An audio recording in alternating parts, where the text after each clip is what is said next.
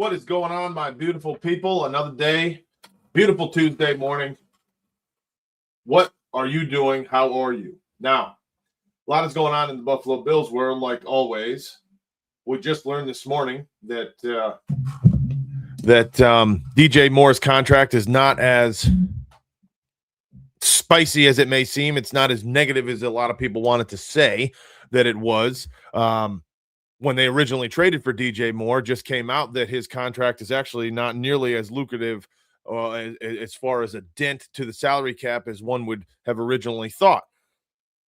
Originally, it was a 4-year term worth about $25 million a year, and that hasn't really changed. However, the options for the Buffalo Bills are better than what we originally had seemed. In the event that the Buffalo Bills decide to move on from DJ Moore after the 27-28 season, then there's a strong possibility that they would only have to give up roughly $12 to $16 million over the next 2 seasons, so the 28 and 29 seasons, with dead cap monies. So 4 1 year and 8 the next. Thought it was going to be a lot worse. This is very Bills friendly in comparison to what we thought that it was going to be when they originally traded for him. Now, that said, does not mean that they can just up and out him after one poor year, if there is a poor year in the 26-27 season. However, the dead cap money is not nearly as bad as one would have thought moving into this trade. And I'm going to show you what I mean here real quick. I hope you are all doing fantastic today. Do me a favor and let me know where it is that you're hanging here from. I appreciate all of you. And we're going to get into it really quick today. Right into DJ Moore. Again, this just came out this morning as far as the way that this contract was structured. So here's DJ Moore's contract. Okay, 2026. You see that it's only $1.3 million against the salary, which is what we thought originally. And after that immediate restructure, which happened, I want to say the day of, if not the second day of the NFL season, March 11th or 12th. So as you can see here, after that restructure, the salary cap implications are next to nil for the first year. However, once we get into the second, third, and fourth, it becomes a little bit more hefty. But here's what people were worried about. In the event that the Buffalo Bills decide to walk from DJ Moore, which I'm not saying that they will, but worst case scenario, right? He has a poor performance, poor year or two in the beginning. The ability for the Buffalo Bills to walk away is not nearly as bad as what we thought. This is what happens right here, post-June 1 release, if it happens this offseason. That's still a big number. You got basically $20 million against the cap. If you trade him, then the next team's only really taking on the hefty balance of that contract, and the Buffalo Bills would only be due the 4.4. But here's what I wanted to focus on. The year after, so 2028, after 2 years, if they focus in on a post-June 1st release, here's the dead cap numbers that the Bills would take on as far as their salary cap goes. $4.4 million for 2028 and $8.8 for 2029. So maybe I rounded down a little bit. It's a little bit over $13 million. All right, so again, for a bona fide number one wide receiver, having salary cap implications of $13 million split over 28 and 29, it's not all that bad when you're talking about a wide receiver one. And you can say what you want about DJ Moore. The bottom line is he's a wide receiver one, okay? That's just simply put. Say what you want about him. He may or may not come to fruition the way that we would like, but, however, he's still a wide receiver one with a lot of ability and a lot of potential to have number one or wide receiver one numbers. So the reality is 2 years, okay, 2 years worth of football for him, and I'm happy about this because the original thought of this contract was it was dead monies, guaranteed monies, up, down, left, right, every day, twice on Sunday type of deal. But it's really not necessarily as bad as it may have seemed. Not saying this is fantastic, but it's a lot more Bills friendly than originally thought. And this is, again, release after the 2027-28 season in the event that that's the route that the Bills want to go. And again, I'm just going to state this a last time. I'm not saying that the Bills think this will happen. I'm not saying that I think this will happen. I'm just simply stating that if it does get to that point, the Bills are not dead in the event that it doesn't work out over the first couple of years with DJ Moore. So that's real quick on DJ Moore. That just came out this morning. Spot Track updated their numbers and the cap implications and the contract itself. So you can, feel free to poke through this if you'd like on spottrack.com. Very reliable source when it comes to contracts, monies, and things of that nature.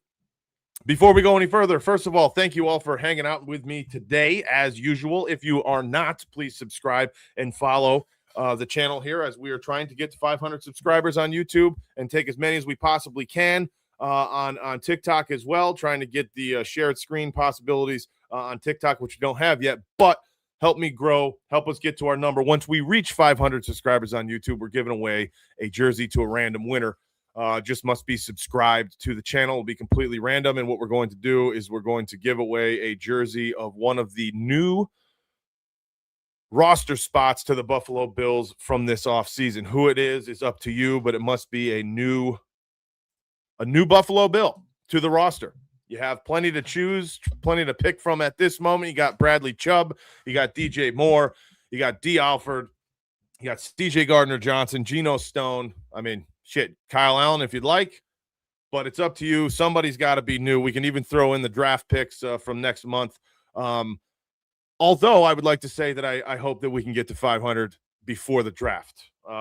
Really, really aiming to get there. So I appreciate all of you hanging with me. For those of you that have been from the beginning, you know who you are, and I appreciate you. We're going to get into what you see here. I just needed to get you with the DJ Moore thing real quick because that happened just this morning. But I want to get into Terrel Bernard a little bit. The name does not come up very often during this offseason, has it? To me, it hasn't. Haven't seen his name, haven't heard a lot of people speaking about him. Obviously, he just re-upped his contract during last offseason. So it's not as if he's necessarily a release candidate or a trade candidate. I mean, I guess he could have been a trade candidate, but he still has his contract through 2029. There is a potential out after, not this upcoming season, but the season after. And there are pluses and minuses to Terrel Bernard, of course, like anybody. That said, let's take a look at his salary or his contract really quick, and then we're going to get into what I feel his positioning for this new defense actually is going to be. So the Jim Leonhard defense obviously is moving to a 3-4 defense. We all know this. We've talked about it a million times. The style of defense that Jim Leonhard says that he wants to run is extremely aggressive. Okay. Downhill, getting after the quarterback and putting pressure on the opposing offenses.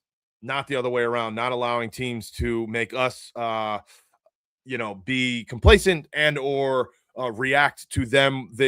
Jim Leonhard wants the offense to have to react to our aggressive defense. I think that that's been proven already with the moves that they've made this offseason, with the signings of, the defensive players that they have signed already. We just went through those.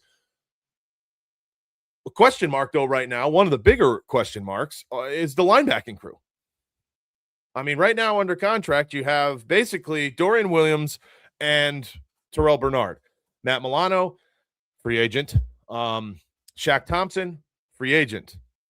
When watching some film from last year, and 2 years ago, mainly more so 2 years ago, because Terrel Bernard was, in his defense, banged up a lot of last year, and he certainly was not 100%.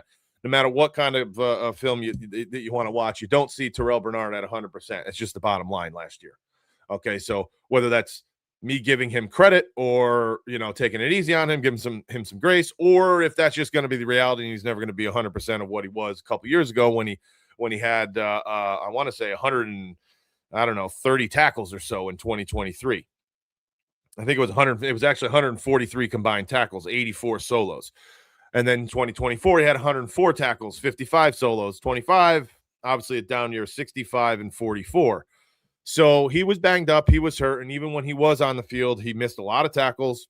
He didn't have much coverage ability or space eating to him. He was not his athletic self that he normally was in the couple of years prior to last year. Again, this will only be his 5th year in the NFL coming up, but I want to talk about his fit with a 3-4 because the one thing I got to show you, and I'm going to with film, the one thing I got to say is, Terrel Bernard, in my opinion, is not a middle linebacker. He's not a run stuffing linebacker, albeit that in 2024, I think that was his designation, an MLB middle linebacker. I don't think that he's that. And I'm going to show you some, brief, only a couple of clips. It's not crazy.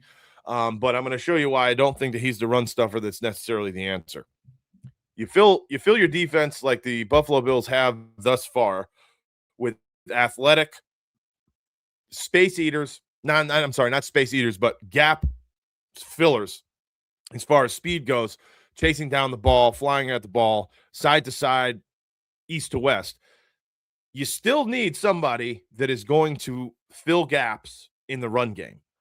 All right, you still need that middle linebacker that is going to stuff the run and really cause havoc for the opposition's run game. I'm not so confident that Terrel Bernard is that guy. So in the event that that's what they're going to be asking him to do, I don't know if that's the answer. If it's not what they're going to be asking him to do, then okay. However, here we are, as you can see. All right, he's got a totality of 4-year, $42 million that he just signed. Last year was his first year, but this year he's 7.8 base salary. In the next 2 years, he's in the high 8 millions. Again, yes, there is that opt-out, but for now, he is on the roster, and I don't see him going anywhere. And quite honestly, I don't think that he would have been a trade bait whatsoever. I don't think anyone would really have picked up this kind of contract for the likes of Terrel Bernard. Sorry to say it, nothing against him. I like the guy as a human being. He seems to be a good dude. I mean, I don't know him, but he doesn't seem to be an issue or a problem. And I will give him, he's kind of the quarterback of the defense. He was calling a lot of plays. He was very involved with shifting people around. I even, when I was watching film from a couple years ago, it's sad to make me, or it reminds me of Cam Lewis. Cam Lewis was playing linebacker week 1 of last year of 2024. He was literally playing linebacker against the Arizona Cardinals, lined up against Terrel Bernard. And quite frankly, he had a pretty decent day. Watch that film. Watch that back. And again, I went to 2024 for Terrel Bernard because I want to give him at least some grace with the fact that he was injured last year for quite a bit of the season. And I don't think that he was playing to his capabilities. Hopefully it can turn around and get a little bit better, of course. However, I'm gonna show you some examples. But before we do that, let's get in some of these comments here. Stephen DeLeon, Odessa, Texas here. Appreciate you, Stephen. How are you, man? Good morning. Kurganelli, good morning. California, just poured my coffee. Let's roll. 3 hours behind. So you have, what do you have? 8:45 in the morning in California. Appreciate you, Kurganelli. Mark Krajewski. I think I said that right. If I didn't, my apologies. Good morning. Thank you for the show. Hey, thank you, Mark. I appreciate you coming in here. I don't recognize the name, so appreciate you hanging. Rio Ranch, NM, New Mexico. Wow. Okay. Awesome. Dexy says, sorry, I'm late to the party. Just posted a mock draft. No apologies. You're not very late. We've only been on here for 10 minutes or so. So welcome, Dexy. Thank you for hopping in, of course, like always. Dexy, did you do the picks we have or do a trade option? Great question. Dexy says we did a trade down mock with 5 total. Oh, wow. Okay. 5 total trades. Dexy and I were talking earlier this morning on X for a little bit. I did a mock draft as well without picking Dylan Thieneman, although he was available again. And I know you guys know my love and infatuation for Dylan Thieneman, and I think that we should take him if he's available. However, he keeps on being available in these mock drafts that I do. So I always just end up taking him because I say that I would if I were the Bills, if he's available. But I wanted to see what something could happen and what it would look like in the event that he wasn't, and the Bills did not pick him for the 26th pick overall, because unless I'm missing something, I don't see him being available at 26. But what I did was I traded down myself, and I'll show you here real quick before we get into some film. And this is what I came up with. So I traded down, as you can see here, 26th with the Lions for both 50 and 54. Dylan Thieneman was available at 26, but again, like I said, I've taken him almost every time if he's available because that's the rule in my mind. But I wanted to change it up, and here's what I came up with. So I ended up picking up Jacob Rodriguez, maybe slightly earlier than he's projected. I mean, Stick to the Model says 6 picks prior to his overall ranking. as our inside linebacker, inside, outside, whatever you want to call it, but linebacker, Jacob Rodriguez out of Texas Tech. Then I went with backing up with Chris Bell. Again, me and Dexter were talking about his ACL in November, I believe it was. That could mean something here. And then I went with Anthony Lucas, an edge guy out of USC. This is probably my favorite pick throughout the draft. Tim Keenan, third out of Alabama. Now, I know you can see here he's ranked with stick to the model, 141st, excuse me. But I did not have a pick until 165, and I felt that was a big void because at this moment in time, we don't have a true nose or a one tech at this moment. If we had DJ Reader on this team right now, I don't know that I would have went that, or maybe I would have tried to risk it. Then I went with Mass's cornerback out of UCal, Eric McAllister. Again, yes, another big body guy. I thought the value was there being this deep in the draft. And then Robert Spears Jennings, who's more of a physicality man-to-man guy. I felt, to me, that with being this low in the draft, that his abilities, his strengths meet Jim Leonard's desires quite nicely. I'm not saying he's a game wrecker or he's even going to start for that matter, but I think that it was the best pick available at that time. So let me know what you think. I mean, they gave me what they give me. Oh, it doesn't show it here. I think they gave me a B+ overall is what their grade was. Only that one trade, but curious to see what Dexy came up with as well, and we'll get into that obviously as we go. So let me just get back to these comments. No bones about it. How are you, my friend? Good morning. Glad we're here again. Every day is a good day. If we're here and we're hanging, then that is a positive. There's no bones about it. Mark says, who did you trade down with at 26? I think he was talking to Dexy, unless you're talking about me. Heard rumors last night about Friday. Hopefully you hit 500 if that happens. Heard rumors last night about Friday. Oh, yes. Yeah, did he say that? Did he tell you guys? We're going to be joining Tommy and on his podcast on Friday night at 8 p.m., I believe I think that's what it is, right? Friday at 8 p.m.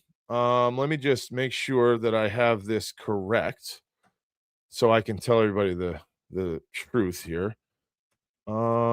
Yes, Friday, 8 p.m., Mafia Sports Report. I will be hanging with those guys this week. So if you're not subscribed or following those fellows over there at Mafia Sports Report, please do. And we'll be hanging with those guys. I'm not too sure what the topic is, but nor does it matter. We're just going to have some fun and chop it up, talk about some football. Hopefully you hit. Yes, I appreciate that. That'll certainly help, I think, and then we actually have another tie coming close. Supposed to be this morning, a little, I don't want to say an emergency, but something popped up, and I'm going to get some onboarding with another group of fellas that do Buffalo Bills content. That'll be Thursday morning. I'm kind of getting onboarded with those guys. So we'll be with another group of Buffalo Bills peoples here shortly. And I think that'll help for sure, because these guys have a much bigger base of subscribers than I do for sure. But it's going to be fun. Can't wait. Mark says, liking Bernard and Dorian Williams at inside linebacker, petrified with lack of depth. I am also, but I'll show you why. I have antennas up and question marks about Bernard. And quite honestly, at this moment in time, I'm feeling Dorian Williams a little bit more. We'll see how the health works out for Terrel Bernard, and I'll go through that. Little light in the keister to be stuffing the run. No bones. This is exactly my point, and I'll show you some examples as to why here very shortly. I like Josiah Trotter at inside linebacker. He's rated as the 68th best player. Don't disagree with Josiah Trotter. Think he is the best fit. A lot of people are going after CJ Allen still, and I don't know if that's the guy for me, truthfully, unless it's, I don't know, late second round, early third, depending on if we trade back and where that would end up. I don't think that he's going to last that long, but I kind of agree with you. Mark says no Jacob Rodriguez. Okay, fair enough. What is your reasoning? Obviously we all have our opinions, and I'm open to that if you don't know that about me yet, but I'm with you. I mean, I want to hear what you have to say, and we'll talk through it for sure. I like Jacob Rodriguez. Not everybody does. I'm not an enormous CJ guy for this, situation. But again, that doesn't matter. And quite frankly, the one thing that I can tell you that the truth is, unfortunately, neither you nor me are getting paid by the Buffalo Bills, and I don't know how much they care about our opinions. You know what I'm saying?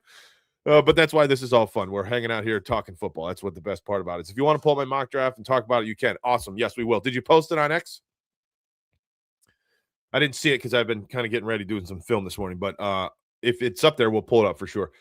Have New Orleans offering 42 and 57. Okay, I'm all over that trade. Your thoughts? 42 and 57. Sure, depending, Mark, and I'll say this until the end of time probably, all depending on what's available at 26. So that, to me, that trade should not happen until we're on the clock. I mean, obviously, I think that kind of goes unsaid, right? But I think that there's a couple of guys, if they're available, you have to take them at 26. And then just wait, or maybe try to trade up if you really need to, but wait for, pick 91, right? I think that's late third. I think it's 91 would be the next pick. But if those few people are not available at 26, then in my opinion, you have to. And I think the Bills actually will trade back. But let's not forget here that it was reported 2 days ago that officially the Buffalo Bills are meeting with Casey Concepcion for one of their top 30 visits. Now, if they're meeting with him, then that tells me that in their mind, again, I'm not saying it's my opinion, it's not, but in their mind, don't they have to be looking at him potentially at 26? Why would you have this meeting? He's not going to be available in the late second, I don't think, or third especially. So if you're having this meeting, I think you have to assume that the Buffalo Bills are thinking that they may be going Casey Concepcion at 26. Because I don't think he lasts past 36. I really don't.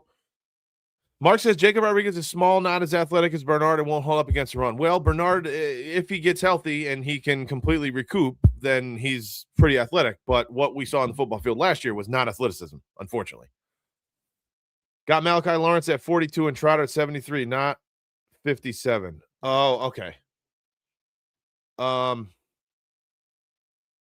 73 is a good number for him. I think 73 is a pretty damn good number for him. Bean said, no more McDermott crap. It's going to be the best player available at the time in the draft. Fair enough. Mark says, waiting for pick 91. For Casey? That's ballsy. I don't think he lasts to 91, if that's what you mean. Maybe. I mean, I could be wrong, of course, but maybe. Whoa. TikTok. Sorry, TikTok. I'm getting at you. Salem, Virginia. Knowles, what's up, baby? Big Fudge, how you doing? Rocket joining Courage. Deezy. Brandon, how are you? Darrell's in the building. What's up, Darrell? How are you, man? Sursanaloa. Sorry if I mispronounced that, but good morning. Have you watched the movie Buffalo 66? The realest Bills fan know that one. Well, then I guess you can tell me I'm not a Buffalo Bills fan because I'm not familiar, unfortunately. But I'd love to know about it. Where can I find it? And I'll give it a watch for sure. Walleye Hunter, baby. Come on. I know you want to say it. Go Broncos. Walleye Hunter. Love you, brother.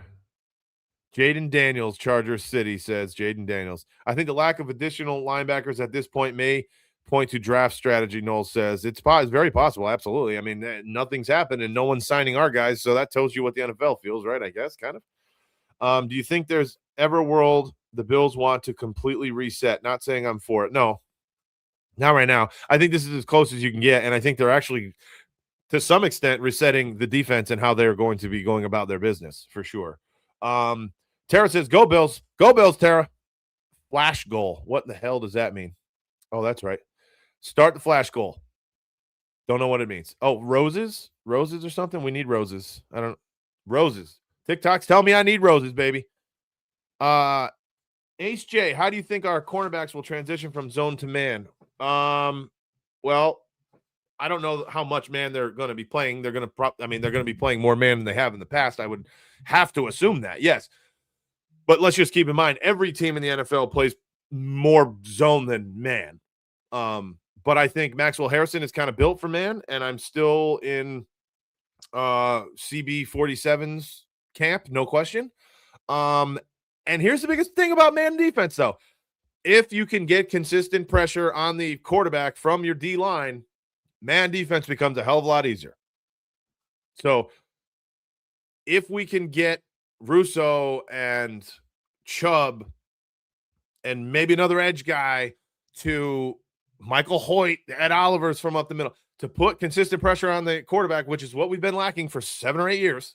Let's just be honest here. The Buffalo Bills have. If we can do that, man-to-man defense becomes much easier, and I think it's a lot better for those outside guys.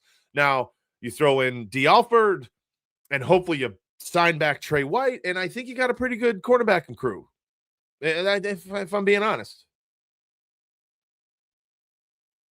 Noel says Tommy tells it like it is. I know. Tommy's kind of polarizing. I think a lot of people either love him or love his takes or hate him. He's no BS. You know, he's straightforward. And I can appreciate that. I don't think that I agree with everything, but that if you did, what would be the point, right? But I agree with a lot of what he says, and we're in the same camp for a lot of the hotter topics, to be quite honest. Matthew Archibald says, oh, my God, it's David Harbour. I'm telling you, Matthew, every single day almost, somebody says I look like, what's his name again? Hopper? Jack says, the guy from Stranger Things is a Bills fan. Yes, he is. Absolutely. Shannon says, what does it mean to trade up? Sorry for my ignorance. No, don't apologize. It's not being ignorant. Trading up means, or trading down means trading your draft picks, trying to get either higher in the draft, meaning 26 down to 15. So you give away a couple of your draft picks for one pick that might be higher than yours, or you go backwards, which the Bills, I think it's a strong possibility the Bills might do. So they have the 26th pick. They might give that to a team for a second and a third round pick, like 2 additional picks, but they're lower. Or some of these mocks are saying that they'll get a second round pick this year and a second round pick in 2027 draft to give up their 26th pick. That's what it means, either up or back. Ace Jake, Casey Concepcion equals TJ Graham 2.0. If he can solidify his drops and his hand issues, I guess, I really like him. Separation, really good route tree, can play all over the field, and has speed as well. I like Concepcion, I do. Josh Allen won't ever make a Super Bowl in his career, Pat Joseph says. Incorrect, Pat Joseph. Oh, wait. Cruiser sent to Rose. Hey, thank you, Cruiser. Appreciate that. Playboy Jet. Appreciate the foul. Pat Joseph, long time. Okay, appreciate it. Cruiser sent another. Oh, no. Cruiser sent to Rose. Thank you. Again, I'm not even sure what that means, but they told me I needed to ask you guys. Xavier Pita, yes, agree. Ace J, foul. Appreciate it, Ace J. Thank you for the foul. Okay. What do we want to do next? We want to get into Dexy's mock, or do we want to look a little bit at Terrel Bernard? I'm going to show you a little bit of Terrel Bernard first, and then we're going to get right into Dexy's thing. So I'm going to star Dexy here. J-Ham, what up, baby? What up? Best player to meet our long-term needs is safety Jason Kilgore from South Carolina. Deeper into the draft maybe, but the best player to meet our long-term needs by far, Mark, is Dylan Thieneman.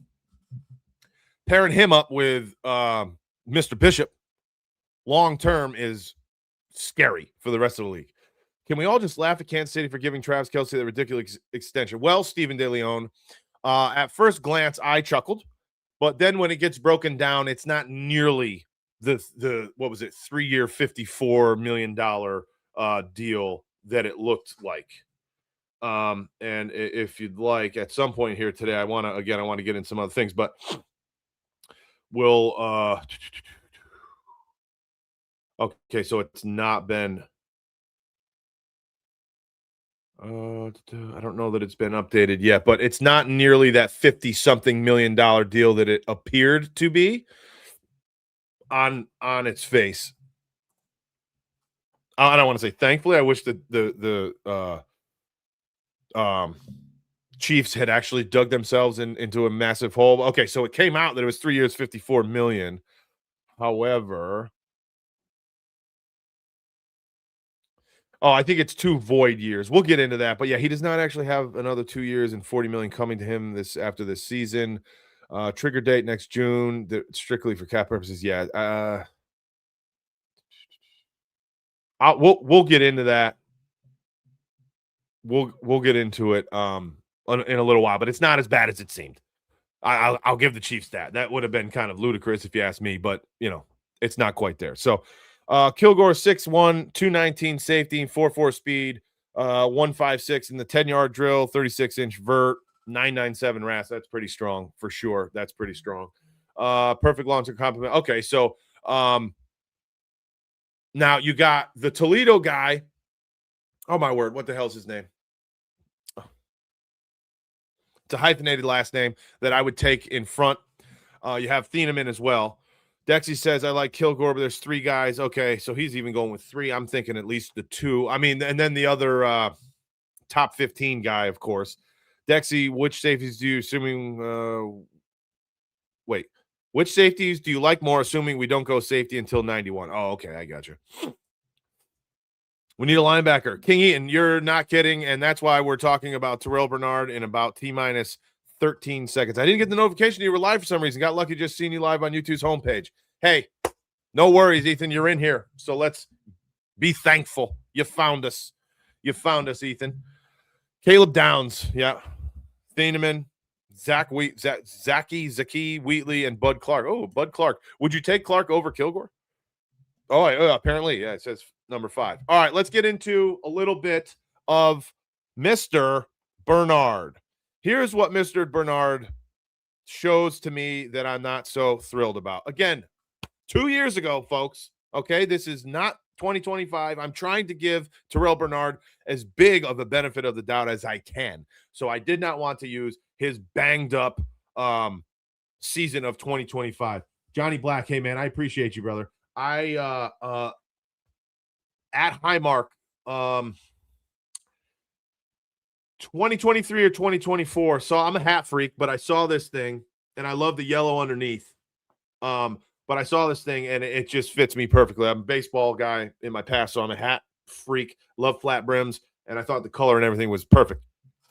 I've never seen it other than when we were at a game a couple years ago. So I couldn't even assist you in finding where to get this thing. I don't know. It was literally at the stadium, but thank you for noticing because my hat game is legit. We got a couple up here, but we use them all. We wear them.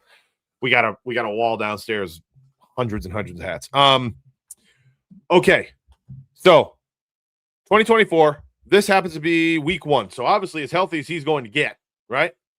In week 1 against the Cardinals. This is a 2-point conversion. Here's the difference about McDermott's defense and what we're probably going to see from Leonhard.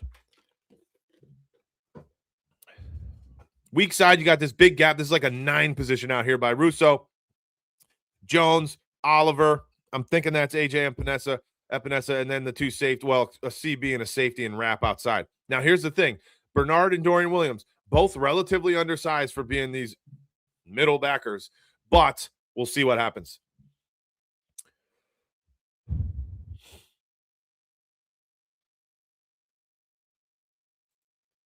I circle him here just for you. He's number 8 now, so it's a little different. He was 43, but now he's number 8. I mean, just watch. Run comes right to his side, right? Kind of almost a duos concept. This guard kind of chips Jones, and then he goes to the second level, number 76 here, right to Bernard, chip, right to Bernard, and that's not even an attempt. I'm not even blaming him. I'm not even blaming Terrel Bernard, but this is not an attempt. There's nothing he can do. He's just so oversized and overpowered that he sees the ball right in front of him coming his way, and he's trying to fill that gap. But watch, he just gets pushed back, I don't know, 3-4 yards, like instantly. That's not his strong suit. I'm going to watch it one more time. I had the circle on instead of the free draw. But here's what this guard does. just launches Terrel Bernard. It's like Terrell was not even there, unfortunately. Just see ya. I mean, that's no effort needed by that offensive guard right there. No effort needed. And it's unfortunate, but that's what he represents. So he cannot be middle, okay, in my mind. He cannot be our middle guy that's going to be a run stuffer. That's not going to happen, all right? I'm not even saying Jacob Rodriguez is the run stuffer, but what I am saying is that Jacob Rodriguez, to me, is the best fit at that moment in time. Just one mock draft, but this is not necessarily the answer. Keep the comments flowing on what you feel about him when you see these, because, again, I'm a film guy. I love film. I watch film a lot, and when something comes into my head, I'd like to just sit down, pull up NFL films, and just watch every play. Like, I watched 3 games of Terrel Bernard, and this is what I found. Okay, so here's another. This is what plagued him last year in a negative way, somewhat, but you'll see. This is a little bit of a different situation. Actually, same game. Obviously, you see here that I think it's third. I think it's third down here. It might be 3rd and goal from the 10. Pretty good situation for the Buffalo Bills, but you can notice this is their defense. If it's 3rd and long, this has been Buffalo Bills defense for years and years and years. All right, you got two high safeties playing on the goal line. You got 4 down linemen. Greg Russo's was in the 2-point this entire game, basically. So he's, again, hopefully going to fit nice in the 3-4 defense, standing upright, as you see over there on the right side of the line of scrimmage from the offensive point of view. And let's see. This is where he kind of got caught up a bit last year. First of all, watch this pulling lineman, again, just chuck him. Barely touching him. Just launching Terrel Bernard. Now, his speed to cover to the sideline, yes, is better than a lot. But watch what this lineman does. Barely puts a hand on him and just throws him. Throws him back. He barely touched him. And then what else does he do? Well, I don't think he was prepared or wanting to come up and meet who's that? John Connor? I think that's Connor. To meet him for this tackle. So he dives at his feet from yards away. Yards away. He literally, okay, so he's starting his dive at the 5. He's trying to dive to the 8. All right, he's already well below his waist, the ball carrier's waist. Dives, completely whiffs. Well, he kind of trips his feet up, I guess. But then Connor is able to roll forward for another 4 yards. But that's a missed tackle, in my opinion. I know he comes out of bounds and he gets credit for this tackle. But this is what he does. He gets launched by the lineman, just completely launched backwards. And then he tries to, I don't know. I don't know if that's it for me. I don't know if Jim Leonard's going to be happy about that either. We'll see. We'll see. Again, please don't take this as me trying to crap all over Terrel Bernard either. All right. He's got his benefits, and I'm going to show you one here next. He's got his positives. Okay. He's got his downhill ability if he's blitzing the quarterback.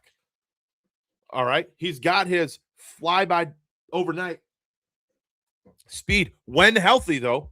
When healthy, which we can't guarantee anything. Let's pull up the next one. All right. Against the lovely New York Jets with Aaron Rodgers under center. Oh, sorry. This is what we know Terrel Bernard for. This is a big-time positive Terrel Bernard. That's closing speed. That's downhill. Nobody could get a helmet on him. Fortunately for him, this pulling actually it looks like the outside zone concept. This pulling tackle kind of just trips on nothing and falls on his face. So he doesn't touch Bernard. But that's a big-time play. There's not many linebackers that have that kind of speed filling up gaps. But he's moving, right? So we're shedding to the outside and filling an outside zone gap. So it's obviously a little different than just plugging up an A or B gap for sure. But in his defense, this is a play that Terrel Bernard has made his name for, and this is why he got his money. Yeah, that's a hell of a play. That's a hell of a play. So again, I didn't have too much on him. We can get more into it, but I want to know your thoughts. If you think that he is the mix, if he's the fit, I personally think that he's going to be on the team. He needs to play on the outside. Yes, he can blitz the quarterback. Yes, he can make some of those plays decent in coverage. Although I feel like from what I saw, and we can do more in depth with him, show more examples. From what I saw, though, he does bite on play action decently often and give that linebacker or the tight end the ability to slip past the second level. But we'll see. I think he more so fits Jim Leonhard's defense if he's not asked to stop the run better than he fits McDermott's system. That's my opinion. But again, I want to know what you all feel. Johnny Black says consistent. Hey, go Bills. Bernard was very hurt, should have shut down last year, Sel says. Yeah, that's why I did not use 2025 for the film. That's why I used 2024. But you're right, and I hope that he can maintain his health. Bernard was a shell of himself, never seemed to go 100% healthy. Same with Palmer. Ace J, you're correct. But just keep in mind, I did not use film from him last year. It was 2 years. Weren't you on AYJ says, weren't you on Dan Mitchell's show? Yes. During the season, we were on there Wednesdays previewing the games that they were about to play. So Wednesdays, we were previewing Sunday's games for the second half of the year, maybe even 6 weeks or so. Not the entire year. That's basically when we started this channel. He just reached out to me, and we kind of got together, and it was a lot of fun. Like Dan. He's a good dude. Really good dude. Bernard's overpaid. He needs to be more healthy, more consistent. I would rather have Parsons than, well, yeah. You mean Micah Parsons? Is that what you're talking about? Yeah, of course. But I wouldn't say he was overpaid for 2 years that he proved and produced at high levels. Last year was obviously a big miss. Bernard has shown splashes of great but crazy inconsistency. His size limits, his run. Yes, run stoppability, 100%. Johnny Black, appreciate the follow. Thank you so much. Bernard should be blitzing cleanup player in the defense. That blitzing cleanup player. Yes, I think that he will be blitzing. Absolutely. And that's what I mean. He's not just filling the AB gap. Or at least I don't think he should be. Use his strengths, which is speed when he's healthy. As long as Bernard is on the field, offenses are going to go after him in the run game. That's very possibly true. Should the Bills bring back Tremaine Edmonds? I kind of wanted him to, but I think he signed somewhere, didn't he? Yeah. Did he stay? Where did he go?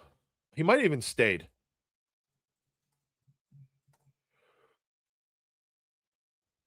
Oh, no, that's right. He went to the Giants. Yeah, the Giants picked him up. Yes, Giants. Yes, thank you. Thank you, folks. Yep. Mo Dude and Brokenhearted. Yes, you're absolutely right. I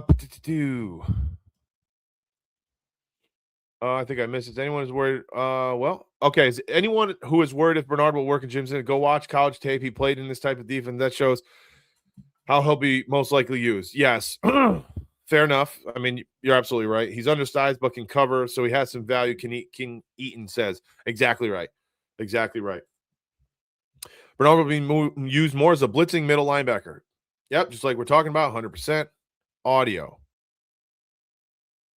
Spidey Muns, what's up, baby? I had to refresh my end. Your audio went out for some reason. Well, I hope it's working now. I didn't get anything saying that it wasn't. Audio good on my end. Just got here. Okay, good. But not okay. That's why getting a true nose tackle is important so Bernard can blitz. 100%, dude. And we went over DJ Reader, his tape, and explained exactly why I felt DJ Reader needed to be in addition, and or true nose or even a one tech during the draft or somewhere, purely for a space eater and a double team absorber, if you will, to let these guys move around, clean up the gaps, clean up your linebackers. That's what that guy's for, 100%. So we'll see. I don't know why nothing's happened yet, but who knows? Mo Dude says, what about Milano? Well, Milano is still a free agent, and he hasn't signed anywhere. So we don't know. And same with Shaq Thompson. Shaq Thompson's good run defending linebacker, no doubt. He had a really good year last year after X amount of time. I forget when it was. But we don't know these guys. They haven't signed. Not only have they not signed with the Bills, they haven't signed anywhere. So again, it kind of shows me what the NFL thinks about these boys that were our core nucleus on the defense last year. No one's giving them money. No one's signing them. It's kind of scary. I mean, for them, I hope that they get what is good for their family and their life. But it is kind of weird that it has not been from the Buffalo Bills by any stretch, or anyone in the NFL for that matter. So call me crazy, but that's just odd. You know what I'm saying? The nose tackle will hide Bernard's bad run defense. Don't disagree. I don't disagree at all. I think that the nose tackle is extremely important. Extremely important. And shall we, and I think maybe we will, just so everybody kind of understands what we're talking about here, I'll pull up. This is just the one that I still have. It doesn't mean that this is the only option. I mean, any nose tackle that will do this is good enough, but I'm going to bring up let's try this. Here's an example of DJ Reader. Nose tackle. This is a one tech, so he's on the inside shoulder. He's on the right shoulder of the center. But this is what we're talking about. This is a 3-4 defense, first of all. Okay. This is exact. So my opinion is the center, or the nose tackle here to his right will most likely be I'd like to see Eddie Oliver there, and then you have actually Deion Walker to the left. Yeah, almost as like a 4-eye guy. So this could be what it is. And then on the left side, you're going to have Greg Russo, and then the right side, Bradley Chubb. And in this instance, watch what, and then you see number 46 here. That could be, well, either kind of interchangeable. That could be either Terrel Bernard or, well, Dorian Williams, or if Shaq comes back, or if we draft somebody, we don't know. But for this instance, with what we were just watching, it would have been Terrel Bernard in the middle linebacker here, which I think is Anzalone. But just watch what Reader does here. He doesn't make this play. He doesn't get this tackle, but watch what he does to this center who's going to try to get on to hit the outside of him and pin him back in. He says no, right there, right in the middle. 98 says, nope, that's what the center was trying to do. Pin his ass.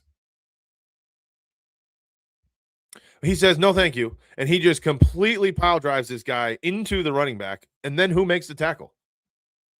Watch who makes the play. And it's not DJ Reader, but it opens up these two linebackers, 34 and 46. I mean, the entire defensive line did a pretty good job here, but Reader really blows this thing up with his penetration. He shoves this guy back really 5 yards. And then there's Anzalone making that tackle for probably a couple yard loss. That's what a nose tackle's job is to do. And that's where, if we do get a nose tackle, yes, maybe Terrel Bernard can be opened up a little bit, because then he won't have to get punished by a offensive lineman getting to the next level and shoving him out. So that's my take. I'm sticking to it. I know you probably, well, maybe 60-40 would agree. 40% would not, but that's okay. That's okay. Modu said, I heard Milano to the Rams, Colts possibly. I would say anything's possible. I don't know about the Rams. Maybe. I don't know. Brian Connolly, DJ Reader as nose tackle would be great for us paired up next to Deion Walker. Yes, and Eddie Oliver. And then you got a pretty, I mean, you need depth, of course, rotational pieces, but then you got pretty damn good defensive line. I'm sorry. I know Deion Walker's not necessarily your proverbial run stopper. However, if you got, again, a DJ Reader or the like, my guys are Keenan or Lee Hunter, if we can muster that up in the draft, if that happens. And then you have Eddie Oliver, you have Deion Walker, Greg Russo, and Bradley Chubb, and you have a legitimate defensive line now. Legitimate defensive line. Dexy, what do you feel about that example that we just showed? I mean, that's got to be what you meant by that, right? Just my assumption. No bones. I'd like to see Bean send pick 91 to the Giants for Kayvon Thibodeau. Is that his market? And I don't know. I don't know if I would do that. He's a good player, but I don't know. I don't know. What's his contract looking like? Like how much would he be owed? Bills would probably sign them if they don't get anything in the draft. Who are you talking about, King Ian? You talking about Reader? I think they should get it done first, personally, but doesn't look like. Well, yeah, we got a month. We don't need Kayvon Thibodeau, Dexy says. West Texas, Cold Front, how are you? Good, man. How are you? Good to see you. Screw stopping the run. We lose in the playoffs every year because we can't sack the quarterback. Fair point, but if we stop the run, just think about this for a second. If we stop the run, we probably would have been at the very least a 2 seed. And I mean that. I mean, you're right. 3rd and 8, you give up 17 yards in that last scoring drive for the Broncos, 100%. But if we stop the run, I think we are much better seed. Yeah, I much prefer Walker at the end instead of nose tackle. Agreed. I'm with you there. I think his benefits are definitely out a little wider, without question. Stopping the run controls the game. Sure it does. Now, stacking the quarterback and getting after him controls the game too. Stopping the run makes teams one-dimensional, and then your edge guys and your pressure guys can do their job a little bit more effectively, of course, It all kind of intertwines and comes into play. But yes, if you stop the run, it's you kind of control the football game a lot more. And if you're giving up the explosives like we did against simple run schemes, that is obviously a problem.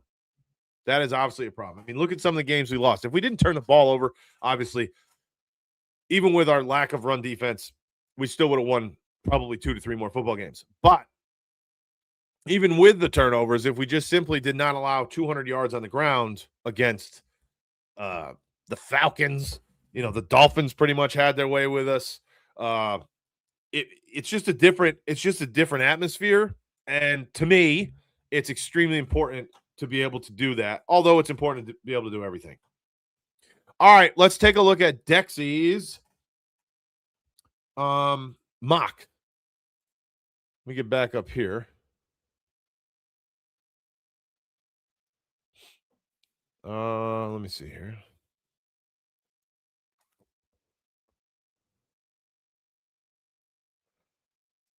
All right. Pull this up. Bring this on over here so we can look at 2 things together. Boom.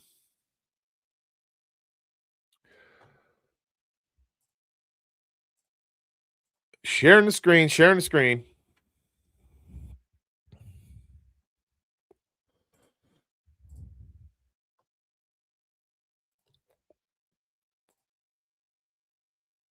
Well, that's not really working too well. How's that one? Okay. All right, here's Dexy. Trade down Bills mock. Ignore the Raiders trade. For some reason, it doesn't give us the pick we got for Taron Johnson, which was 182. Oh, fair enough. I don't know that I got that either. This looks to be, is this stick to the model? I think it is. I was only going to do 4 trades, but after I did the trade with the Niners, Vikings wanted to trade up, and it was good value. Thoughts? Okay, so let's see if we can. All right, can you guys see this? All right, so let's see if we can dissect this. Oh, I can't tell what number. So it's the left side. Yeah, left side is first. Oh, he did go with. Oh, here we go. There's the numbers. 54. So he traded down. Wow. Okay, so he got 54, 68, and 137 for the 26th pick. He went with Chris Bell. Okay, we talked about that earlier. Potential injury crapola, but Minus that, he's legit. Okay. Then he went Josiah Trotter, like it. 54 and 68 were both for Philadelphia for the 26. And then he got another trade instead of okay. So he gave up 91 but got 83, but okay, so for 83 he gave up 91 and 168. And then okay, he got Wheatley as well. Because I believe that I picked up Wheatley also in mine. Cameron Crawford at 112, edge out of Auburn. Okay. Yes, I like him. Okay, Tim Keenan, same as me. Same, I got Keenan at like 141 or something like that. So I think it's really, really close. Bo Stevens, Charles Demings. Oh, wait. Here's the trade. So he went to 130.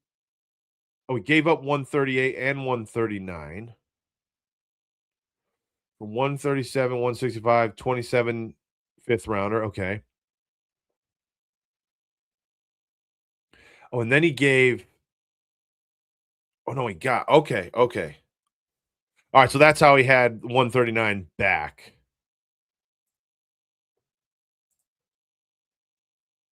Oh, and then he gave 138. Okay. I'm totally understanding it now. Okay. Following it. Bo Stevens, Charles Demings. Oh, you know what? I kind of like Malik Benson. And there it is. There's his Brett Thorson, his seventh round punter. He's always been saying that, haven't you, Dexy? You've always said you want to get that punter in the seventh. So kudos to you, 100%. I kind of like this. What did they grade you? Curiosity. I like Bell, Trotter, Wheatley, Crawford. Keenan's huge. You got a lot of. I like what you did with your trades because you picked up a whole bunch. You did 1, 2, 3, 4, 5. 6, 7, 8, 9. Yeah, you did. You picked up some extras for sure. And it didn't really cost you anything. And you have next year in the fifth. I like it. What did they Yeah, he says I will stick to that till the end with his seventh round punter. I know you've been saying that. God bless you. That's fantastic. Now, what was their grade they gave you? I don't think I see it on the screenshot because they didn't do it for me either. When you hit the share button, they don't transpose your grade. Oh, you got a B. I like it. What does everybody think? I think this Chris Bell is a flyer here, and I picked him too in my most recent, but we'll see. No Bone says, I don't mean totally dismiss stopping the run by sacking the quarterback should be the main focus for the type of players we need. Okay, let me read that again. I don't mean totally dismiss stopping the run by sacking the quarterback should be in the – okay. That's a DJ Ray's welcome addition, but we need to fortify sack. Yeah, fair enough. So what is your thought, No Bones, from Bradley Chubb? Do you think he's going to take the quarterback down or help take the quarterback down? I'm not saying he's the answer to just cure all problems, but I'm just curious to see what you feel about him. I just don't know what is the holdup with DJ Reader. It's Robbie Confront. I don't know. I don't know either. And again, they might just be waiting for the draft now and then making moves after. Logan, let's go Bills, brother. Yes, sir. Carl says, love the hat, but curve the brim like in the day. Nah, bro. I'm a flat brim hat. I'm a baseball guy, and 90% of my hats are flat. And if they come not much I can do about it, but I always try to actually make them flat. That's just my look. Big Dog, what's up, Big Dog? What do you think of the JSN extension? I think that it is all of yesterday's stream. Well, not all, but most of it, a big portion of it. We were talking about JSN. 4 years, 160, almost 169 million. I think that it's writing a bad message that is going to catapult, I don't want to say the failure, but the downward spiral in the NFL unless the salary caps jump tremendously in the very near future. And there's nothing against him. He's fantastic. And I want him to get all the money. But if we continue to pay these players this kind of money and it's only going up, then we're going to crush some of these teams. Look at the Dolphins. Half of their salary cap is dead money because they made one really bad decision. I know if you make a bad decision, you should pay for it, but how are we going to say that the 5 teams with the most dead cap money this year, dead monies, are horrible, with the exception potentially of the Saints, who are in the worst division. Look at the teams with the most dead cap. They're really bad football teams. How do they get out of it? You know, how do they get out of it? Years and years and years of eating shit sandwich. So for that reason, I don't even know what the answer is either, other than just raising the salary cap, because you can't cap each position, which would be the only other fix that I can think of. But I don't know. I just don't think that it's going to do justice long-term for the NFL. I think the Pats are going to win the division again this year, Flaky Mayhem says. I think they're going to be a good team, but I really think it's going to be a come down to the finish, if I'm being honest with you. I think it's coming down to the end. Logan, let's go Bills. Oh, yeah, we said that. I'm also a baseball guy. Played in college. Oh, wow. I'm just far older than you probably. Love that hat. Well, thank you. Carl, where did you play baseball? And I don't know how old you are, man. I have no idea. I'm 39. So you get my infatuation with the flat brim then. Now, yes, it's not as old school, but I'll always have been a flat build. That's why I took Benson as well, because Bell will miss time, right? You spoke about that. And I like Malik Benson. I think he's got something potentially there for sure. Too many receivers in this mock draft. Need more defense. Other linebacker instead of wide receiver. Okay, now you didn't see this by the time you posted that, I think, that comment. But I think what Dexy was getting at is he went with Benson because of the fact that Chris Bell, with his ACL in November of 2025, most likely will not be playing week 1. And for how many weeks will he miss, we're not sure. But it doesn't seem feasible that he comes out the gates and ready to rock. And especially if he's a second-round draft pick, they probably will not risk hurting him or bringing him back too early, would be my guess. You know what I'm saying? But, again, to each their own for sure. And I think linebacker, I mean, Trotter's there. But then, I really feel, folks, ladies and gentlemen, that one of, if not both, Shaq and Milano will probably be a Bill next year. I really, truly believe that in my bones. In my bones. Now, no bones about it. Says Chubb is an upgrade to what we had, but we still need more, either a draft pick or a trade for a guy like Thibodeau, who I believe is still on his rookie deal. He was in 2022 class. So that means 22, 23, 24, 25. Well, then that means he's kind of, unless he was given that option, did he have the option? Yeah. Oh, there's the club option right there. 14-7 this year for 2026. There's Thibodeau. So the 5th-year option, salary is 14-7. Now let's see. Okay, so yeah, they'd have to trade him, and then new team gets the whole 14-7. If they release him, then they take on the whole deal. So what's his market worth? That's the question, because you're going to have to at least take on the 14-7. They're saying that, oh boy, he's going to be a 4-year, $74 million million a year guy. This is what Spot Track says. 18.5. Whew. Dexy says, I took inside linebacker, and the edge I drafted also plays outside linebacker. Yeah, it's tough, especially in this type of scheme. The linebacker / edge is almost one and the same, predominantly, for a good portion of the snap count. A lot of, you can call them whatever the hell you want to call them, I guess, but what are they asked to do? You know what I mean? Chubb, Russo, Hoyt, and another guy in that rotation would be lovely. Yes, let's not forget about the Hoyt thing. And we know what I feel about him. I think he's a big part of this. But no bones, totally agree. Chris Bell isn't going to play right away. That's why I took a second wide receiver. Plus, there was no defensive player that was worth the pick at that time. Yeah, sure. I don't like reaching on players. Yeah, I get you. That's best player available, right? Which they're probably going to end up doing a bit of. Just a quick reminder, please. Thank you, everyone, for hanging with us, as always. If you have not, or if you are not, please subscribe to the channel and help us get to 500 subscribers so we can get give that jersey away, which we'll be giving away. So your options thus far to pick from for that jersey giveaway are Bradley Chubb, D. Alford, C.J. Gardner-Johnson, Mr. Geno Stone, Kyle Allen, and I think that's it. If I forgot someone, we'll get to there. But once we get to 500, we're giving away a jersey to some random subscriber, which I would appreciate very much, helping me get there quickly. I stick strong to my grades on players. I do listen to reason, but I won't reach on someone if the value isn't right. Fair enough. The Lead G. Hey, Cole Front, good to see you. I think Benford has been insanely underrated by the NFL. Year before last, he was up there with PS2 last year. Second half of the season was just stellar. Locked the best. Lee G, good to see you too, my friend. Thank you for coming in and hanging with us today.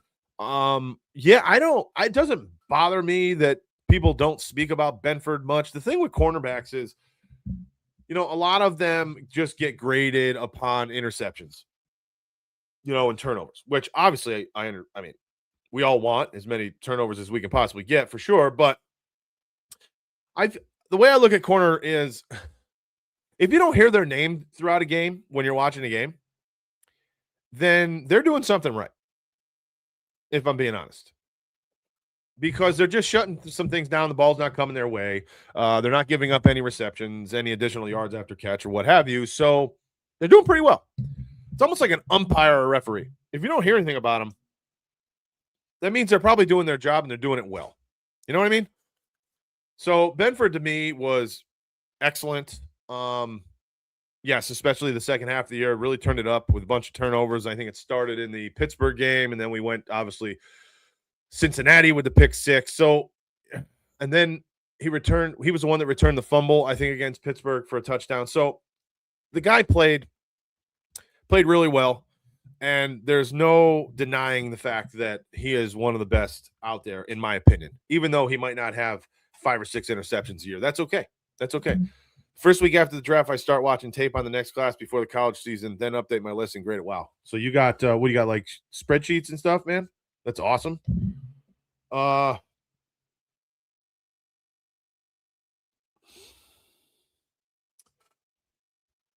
Shannon says, Flaky Mayhem, no, they are not. I'm not sure what that means. Brendan Hogan, week 5 free agency says a lot about Milano and Shaq. Unfortunately, so they'll be back. I agree. Maybe. Yeah, I mean, I just don't, seems like they would have found a home if there was a home to be found as of this moment in time. That's just the way that I feel about it. Jess, thank you for follow. Thank you so much. Gavin Parks, you think the Niners are going to do good this year? I think the Niners have had a tremendous offseason and they're primed to have a good year. Although, they're obviously in a tough division, clearly. You can argue one of the best, if not the best, in football. Bill's my favorite AFC team. Awesome. Love it, Gavin. Appreciate that. Appreciate you hanging. Anybody else done anything as far as a mock draft is concerned? And you want to share, please let me know. We can pull it up and go through it. But I think Dexy's it's a strong piece for sure. For sure. Let me see. Oh, that's right. I'm over here. Let me see if anything has happened while we've been in here, because I know there's been a lot of rumors and talk, but I don't think anything has happened yet. Yeah, what about Christian Wilkins? What about Tyreek Hill? I don't know.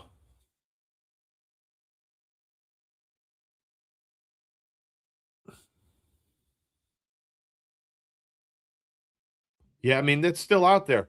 And then you have, of course, like we were talking yesterday with the Tyreek Hills, you still have Steph Diggs, who's there.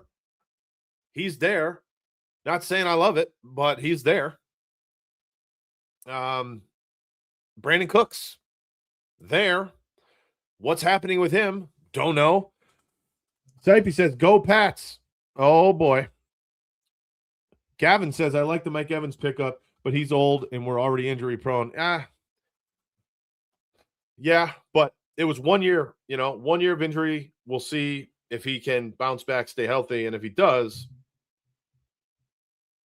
then he can make a serious impact out there, no doubt.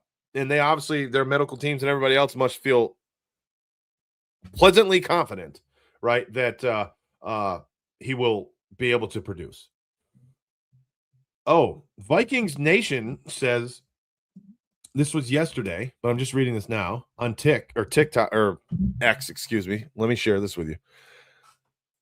We'll read it together because I don't love what I saw minute 1 here. Not loving this, but we'll see. Vikings have emerged as a top landing spot for free agent defensive tackle DJ Reader, according to Bleacher Report. As one of the NFL's most reliable run defenders, Reader could be a major addition to the Vikings defensive line heading into the upcoming season. Yeah, that kind of – I'm not happy about that. Here's what Matt Perino says. This was yesterday as well.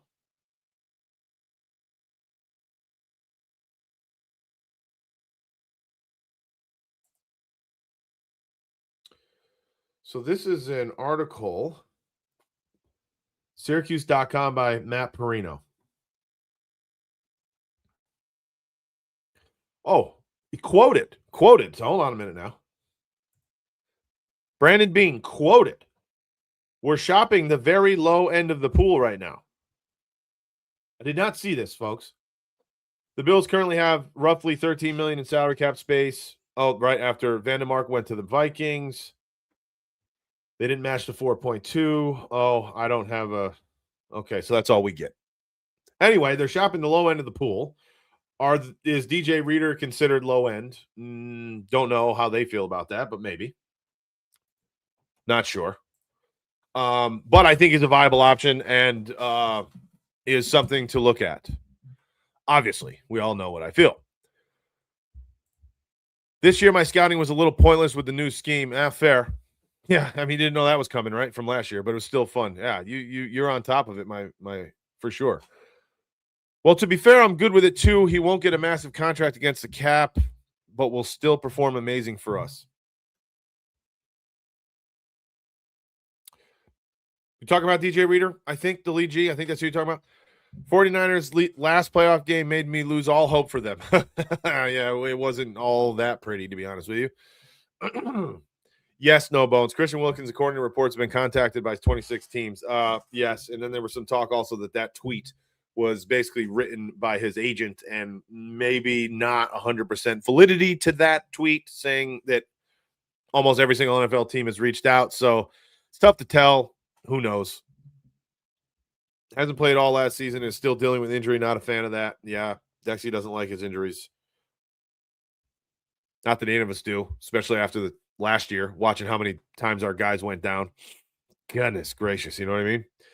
Them keeping Hardman makes me think they won't keep Cooks. Yeah, Hardman's technically still on the roster. So honest to God, I'd rather have Cooks than Hardman for the off-the-field locker room stuff, to be honest with you. Heard the Bills have hosted a visit with guard Austin Corbett, formerly of the Carolina Panthers and Los Angeles Rams. And yes, you are correct. And I love that because my last name is Corbett. 2 T's, just like his.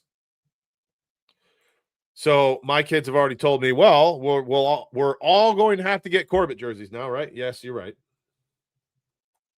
It wouldn't even be custom. Be legit. Let's see. And it appears that it happened yesterday. Not only did the word come out that they were bringing him in for a visit, but I think the word came out the day that the visit took place, as you can see here. Now, let's talk about Austin Corbett for a moment, shall we? Yes, I share a last name with him, but no relation. But, well, maybe there is. Hey, you never know. The man is the real deal. So he's had a very good career. He was let go, or no, traded, I believe, from the Cleveland Browns, who drafted him. He started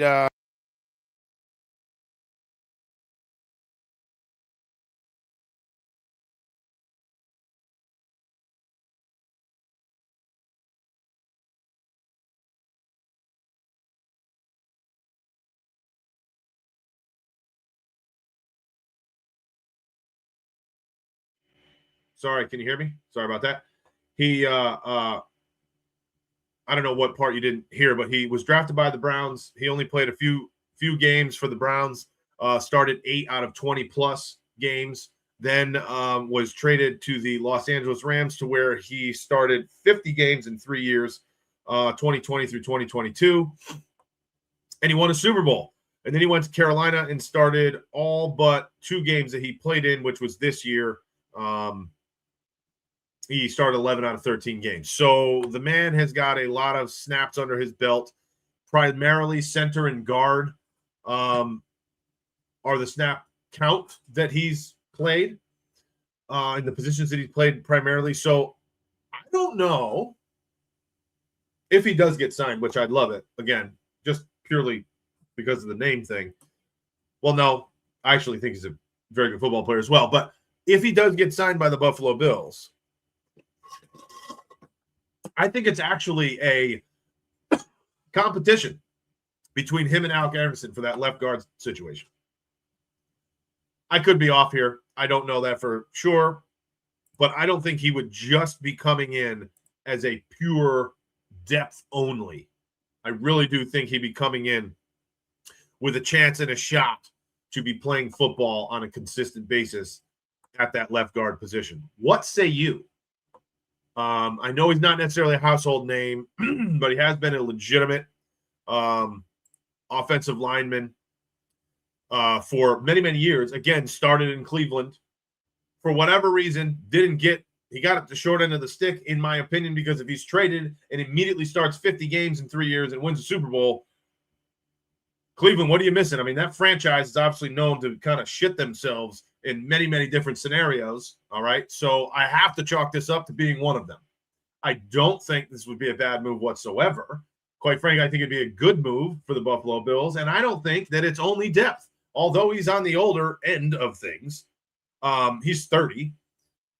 I still think he's got football left. And like I said, I think he would be fighting for a left guard starting role against Alec Anderson in camp this year in the event that he gets signed. Not saying he would win it. Not saying that it's his position to lose, but I think it's, hey, here you go, Alec. All right, you got your shot, baby. And it ain't with David Edwards, so you're not going to win it over. It's with Austin Corbett. But here you go. You have the opportunity. Let's play some football and figure it out. And if it doesn't go to Alec Anderson, did I say Alec Edwards? My apologies. If it doesn't go to Mr. Anderson, well, then I'm totally fine having Corbett step in as a starting left guard. I got to be honest with you. Totally fine with it. And yes, I can get the jerseys for the entire family because our last name is the exact same, spelt the exact same. Thank you for bringing it up, No Bones. I for some reason, I was just skipping that today, and we weren't talking about it. I don't know why. Zay Flowers wants the same type of contract as JSN. If he gets that, I'm going to laugh so hard at the Ravens. I'm laughing already, and it didn't even happen. I saw some kind of tweet about that as well. But here's the problem, boys and girls. Here's the problem that we were talking about earlier. This JSN contract is now setting new heights. So everyone is going to compare the money that they feel that they are owed to him. And this is why I think it's a problem for the NFL. God bless JSN. Fantastic wide receiver. Offensive player of the year. Super Bowl champion. No question. He deserves the money. This is getting crazy.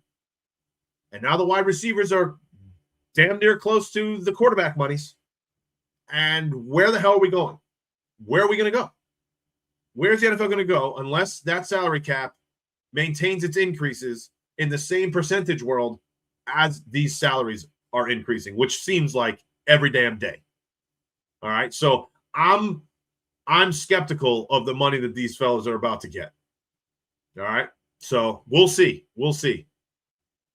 Yeah, I think I just hit this freaking mute button again. I'm not the tech guy. I did it on accident. Sorry, but I saw your messages and it was 40 keys. Oh, 40 keys. What's up, man? Cold front. I found. Yes. Yeah. Hey, brother. How are you? Good to finally somewhat kind of meet you last night with Tommy. I think I'm going to be on Tommy's podcast, the Sports Report, on Friday evening. So I appreciate you coming in here, brother. Thank you. Welcome to the No Name. I think that was you last night that asked me what the name is, and it's Cold from Buffalo. That's all I got for you. 40 keys. The man, the myth, the legend. Yes. Actually, I will say for the longer, and this is for you too, 40 keys. I have absolutely listened to you guys.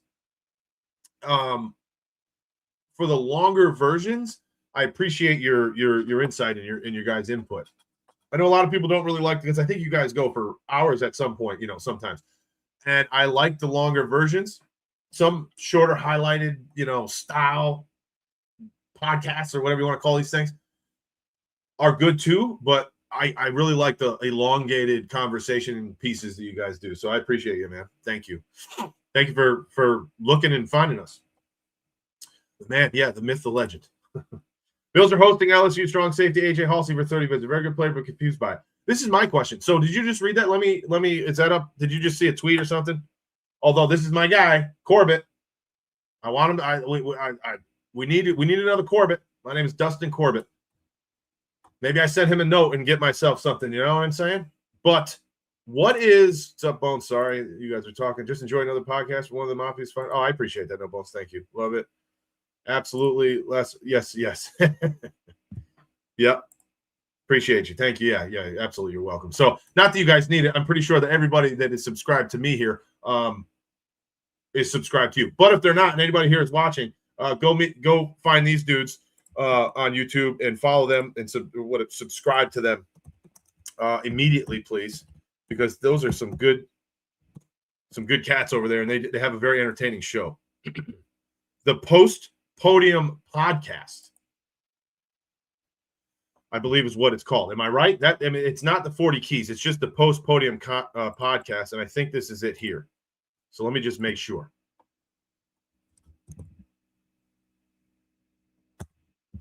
I think this is them. I put the link in the comments there. Again, I'm pretty sure that everybody is here is probably a subscriber of you as well, but if we can help at all, even get you one or two from people that don't know of you yet, go get with those guys. They're really good, fun watching and listen to. Ryan Fowler. All right, so what is the deal? Let's just find him. What is the deal with this? All right.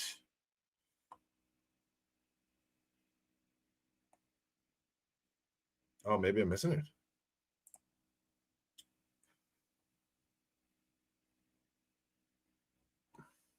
Oh, here we go. All right. Day 2 pick, top 30. Okay. Dexy, I would say that it makes more sense than, to me, the Concepcion if they're not looking for him at 26. Right? Because Concepcion, I don't think it's lasting to 40 or 50. Maybe I'm wrong, but I don't think Concepcion lasts to 40 or 50. So if you're bringing him for a visit and you're not assuming that it's a strong possibility they're going to pick him up at 26, then why are you bringing him in? But a legitimate day 2 guy, I can see that a little bit more. However, I will say this as well.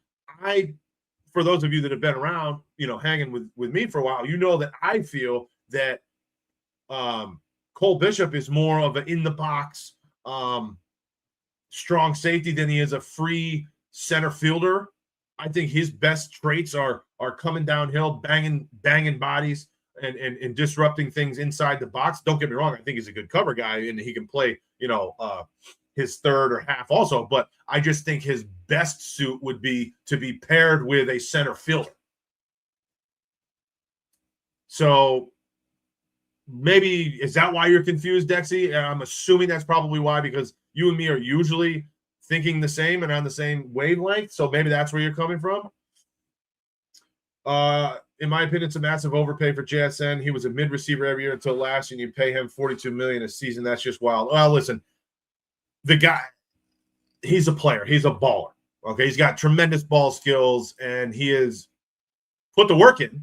He gets his separation. His route tree is very good, and he fits that offense as well. So I don't know that I can blame them for giving him that money. I just think more so that I'm blaming the situation at hand, because once one person does it, they all have to freaking do it, because now, like I think it was Dexy pointed out, now Zay Flowers is going to think he's worth $30 million. Like, stop the madness. But it's all based on comps. It's like real estate. What do you have to compare yourself to? Well, what everybody else at your position gets paid. And then you compare your production and your skill set and all this other shit against however much money the next guy makes at your position. What happened with Tyler Linderbaum? I mean, he just rewrote the record books for the center position. I mean, that was absolutely insane. You know, like, what's the next good center get paid? It's crazy. It's absolutely crazy. So I don't know, man. It is what it is, I guess. But that's my fear, is that the NFL is going to get too far out ahead of themselves, and they're not going to be able. These teams are not. They're going to be $150 million worth of dead monies, just like the Dolphins are, and they're never going to be able to get out of it. Every decision you make is going to have to be perfect, and you can't blame a team if they make a good signing or draft or extension just after a rookie contract for a legitimate player, and he gets hurt, right? Like, that's my fear. Like, yes, you have to be penalized if you make a poor sign, if you make a poor free agent signing, if you make a poor trade, if you make a bad draft pick. You know, I mean, you can't really get hurt if you draft the wrong guy necessarily with rookie contracts, but you extend someone, like, let's say James Cook, who just got the money that he wanted, right? Obviously, now we all look at this and we go, shit, James Cook was fucking cheap. Hindsight being 2020, you know, of course. But let's say he blew out his knee, you know, week 14. You cannot blame the NFL team if a short-lived position player gets hurt and then they have $100 million of cap against them. That's my fear. That's all. But so be it. It is what it is. And there's nothing, you know, I doubt they're going to change it. But again, my only answer to this, because I don't think you can put a salary cap per position, my only answer to this is the salary cap must increase at the same rate to where these teams are willing to pay these players is increasing. And that's what I don't know that I see happening. I don't think the salary cap is going to move as quickly as the pay does. And that will create and cause a big boo-boo in my mind. Jeffrey Meyer, what's up, baby? Living the dream. Thank you for hanging, Jeffrey. Thank you. Post-podium podcast, home of your no salt takes. No salt takes. A lot of fans in here. Kurganelli, the shiz. No salt takes. I love it. I love it. And I like those guys. I love those guys too. Like I said, I had listened to them from afar.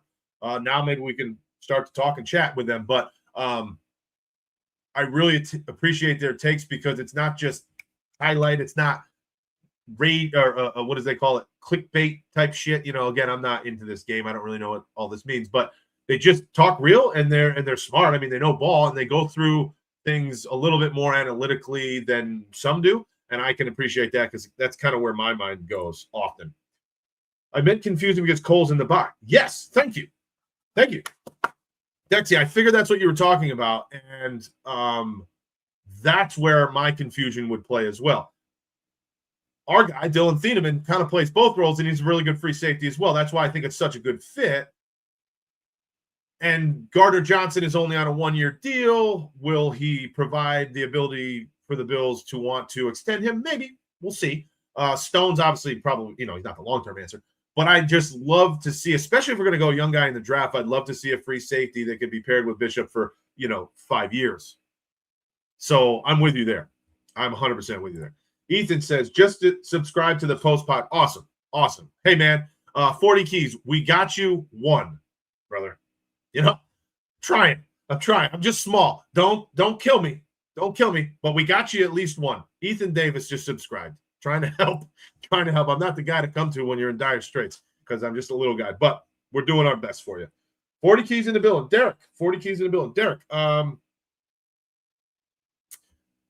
maybe 1 or 2 conversations with you, Derek, right? But I don't know. You don't comment or chat much. So if you're new, I don't think you are. But if you are, appreciate you. Nice to meet you, man. 40 Key says, in Leonard's defense, Bishop should be the centerpiece as a kind of do-it-all piece. Fair. I think he's freakishly athletic, and he can do a lot. My point, and I'm so happy that he's in Leonard's defense now, along with a lot of pieces that we have. However, my opinion is that if you get a free safety center field paired with Bishop and in this defense, this ball hawk, aggressive, get after the quarterback, man-to-man more than we have been, not as much nickel, that to me leads to Bishop to be an all-pro. Maybe that's too hot, but I thought Bishop started last year for the first 4 or 5 weeks at all-pro level, to be honest with you. And if he's got the right guys with him, I think it's 100% possibility that he becomes an all-pro. But I don't know that another strong safety is it. You know what I'm saying? That's kind of where my mind is. Oh. Or all the GMs get together and choose to not exceed a certain. Yeah, right. I mean, that'd be great. That would be great, but that's my issue, and I think that's where we can get lost here in the NFL is just simply overdoing it in the now. Although I don't know. I'm kind of a now guy too. I think if I was a GM, I might be too aggressive, maybe. But it also might just be my recency bias because my favorite team has Josh Allen. And when the hell were we going to decide to do things for now? Which it always seemed like, yeah, but that wouldn't be good for 3 years. I don't care anymore. I literally don't care anymore. So the conversation then becomes, would you as a Bills fan take a Super Bowl this year if you don't make the playoffs for the next 2 years? And I say, hell yes. Where do I sign? Where do I sign? That's me. Some might not agree with that or be on that same side, but I'm about now. So I get that point of view, but I just look at the Miami Dolphins and I go, oh my God, you cannot tell me that the NFL is okay with the Miami Dolphins having half of the salary cap be dead monies. I'm going to pull this up here. Okay, yeah, we're going to bring this back in because we did this a few days ago, but I just want everybody to understand where I'm coming from, and we can look at this together, and you tell me if this is a freaking problem. Because if you don't think so, God bless you, but I just don't see it being anything other than a problem. So this is over the cap. I'm gonna filter this. Oh, my apologies. I thought it was 150 million. It's 179 million that the Miami Dolphins have in dead cap monies for 2026.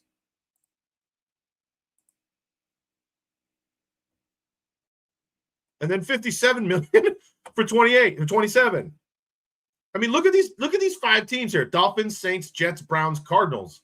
Other than the Saints, again, who are in a horrible division, who might have a pretty decent year because of that, because of their division.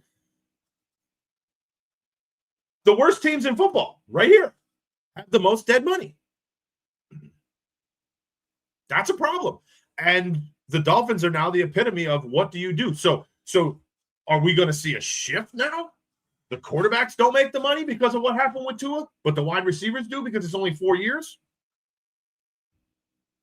Probably not, but I'm just throwing shit out there. I don't know. I see this and I cringe about it because these are horrible franchises.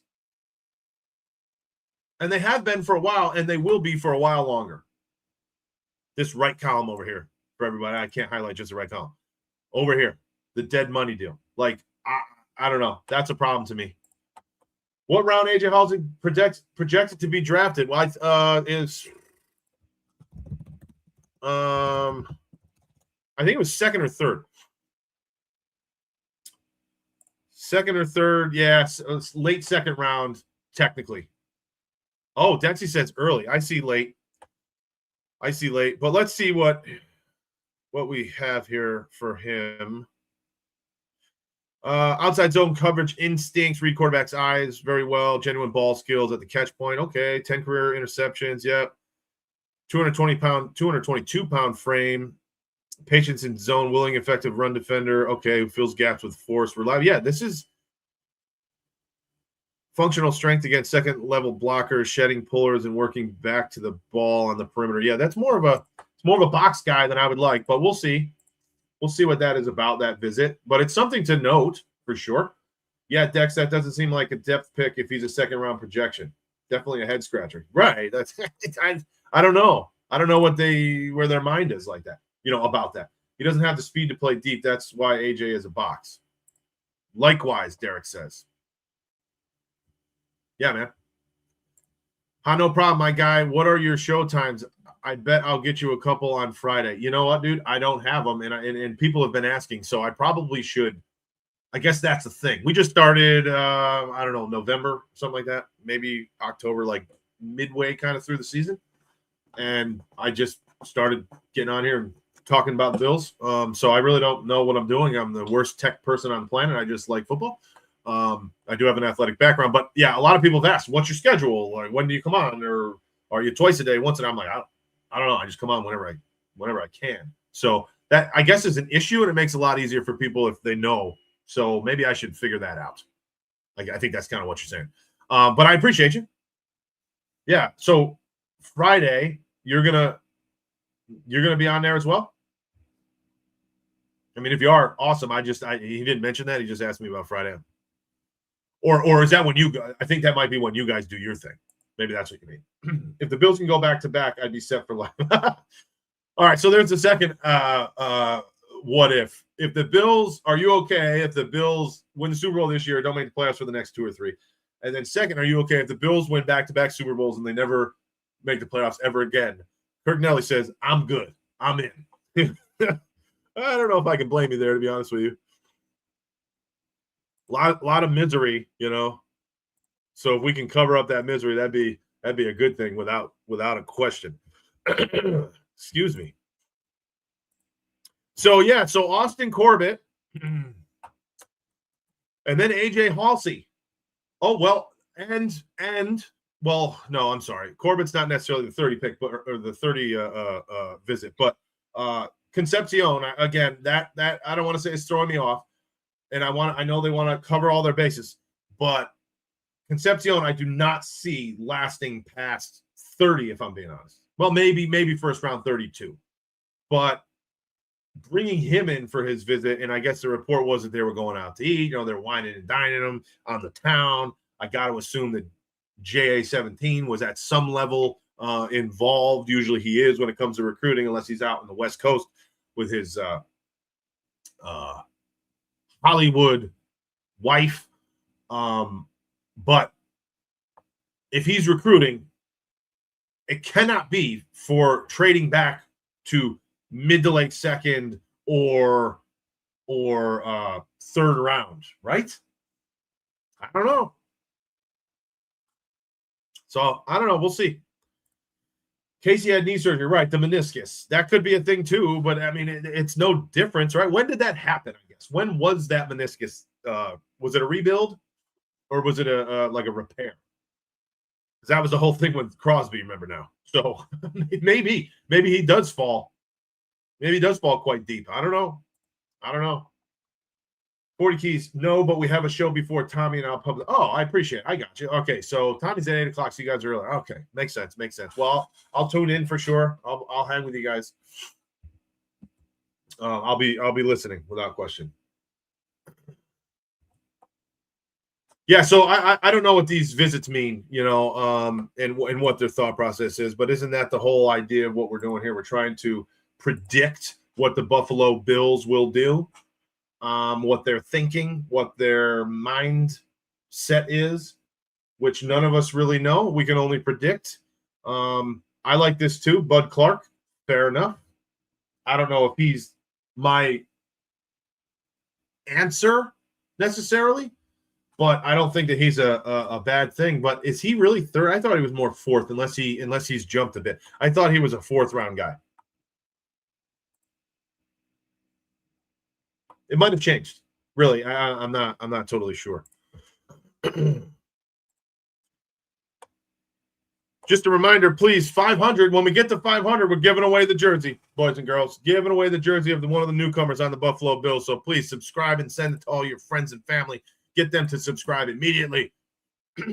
Really help me out. 500 is the number. 500. Love to get to 500 before the draft so we can send out one of the jersey of the free agent signings that we get. Fourth if the age gets you. Third if he doesn't. That's right. He's 20, was he a 25 guy?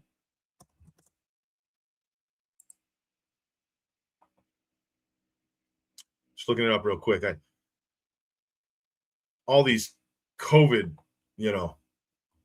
dudes are not young. Not young. And I think that really will disrupt some of them because that's kind of the talk of the world. But we'll see. To each their own. They're not even wanting to. Yeah, how old is he? It's crazy to me. You look at some of these profiles, right? On Bud Clark. Like, look at this. You mean to tell me that they're not doing this? I almost feel like it's on purpose. Watch this. You mean to tell me, unless I'm missing it, that they should not put on ESPN the player that you're looking at his profile, how old the damn guy is? Under his bio? Nowhere. Isn't that crazy? I never even noticed that. Generally, I use profootballreference.com or like this. Oh, here we go. Here's another one. Draft Buzz, which I also really enjoy this website, but no date of birth. No nothing. So let's see if Sports Reference, they must, because this is what I generally use the most when I'm looking at baseline stats, if I'm not looking at Next Gen. Oh, this is insane. This is insane.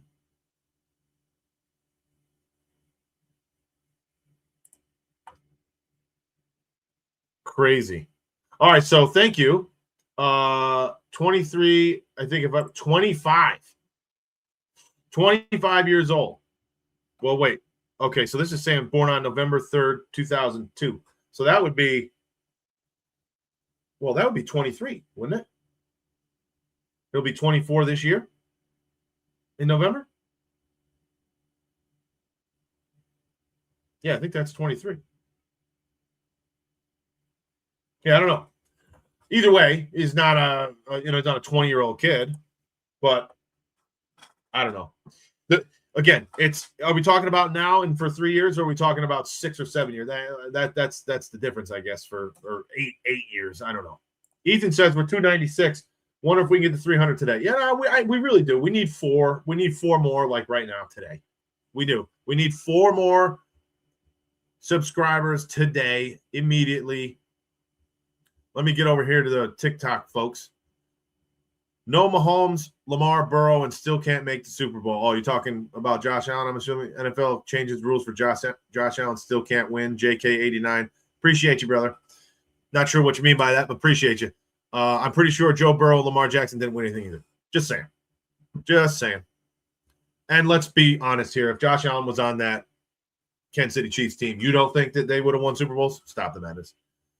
That's a different conversation, which we've had before, and we'll do it again. Denzel Boston to the Bills. Say so, Sizo says. It's a possibility. A lot of people are calling for him, actually. Shannon says, just the cost to go to a game or get season tickets in a new stadium is stupid high. Yes, it is. With these insane contracts, imagine what ticket prices will be going forward. Jay Meyer, what's up, baby? Jay Meyer, how are you? Oh, Julia Boyd sent a heart. A heart. Thank you, Julia Boyd. Really appreciate that. Heart. Again, don't even know what this means, but can't hear you on YouTube. Now you can, right, Shannon? Long time watcher, appreciate you. Sent a gold medal.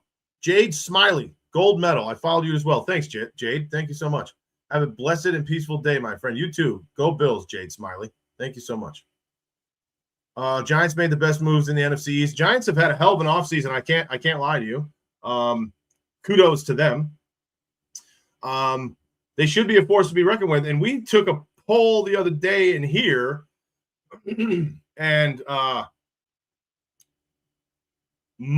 think we had 3 or 4 guys give us each division's winners projection or prediction for 2026. And I think everybody, with the exception of me, had the Giants. So I don't know if they're going to be a sleeper and creep up on people, but a lot of weight on the New York Football Giants right now, and I think they're deserving. Freebird guy, have we made any more moves? No, we have not. No more moves, just visits. Just seeing what they feel about some people, some recruitment, if you will. Christian says, who knows, but one thing we know is the Bills aren't winning the East. Christian, love you, man.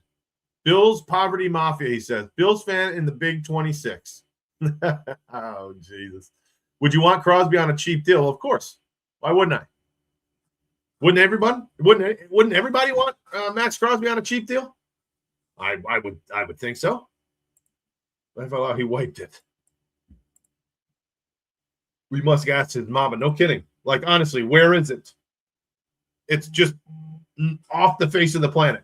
Look at this bio. Just nothing. Nothing. Crazy, man. Crazy. Bud Clark says, no, you're not. You are not allowed to know how old I am. Not at all. Let's see. Does TCU, I don't think they really have ages. They probably just say, freshman, sophomore, just Bud Clark. Nada. Well, I gotta be honest, this is very hard to find somebody's age. Unless, again, it's just Bud Clark. This is crazy. This is freaking crazy.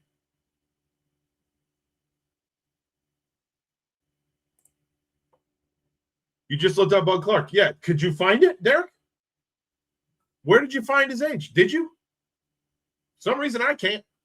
It's not out on the internet, it seems. Spidey says, do you think we'll make any more moves before the draft? Going to be a long month. It is going to be a long month because at this rate, it really does not seem as if they will. I mean, we're talking, the free agents that are left. We're talking, as Brandon Beane said in that article that we just pulled up, low-level free agents. Those are basically, for the most part, all that's left right now. So if we're not making moves for a $4 or $5 million a year nose tackle who is productive, my opinion, DJ Reader, I don't see moves happening until we understand what we're going to get out of the draft. Because as we've said, it seems as if there's 2 ways to do it. You make your moves now in free agency, you plug your holes, and then you draft best that's available.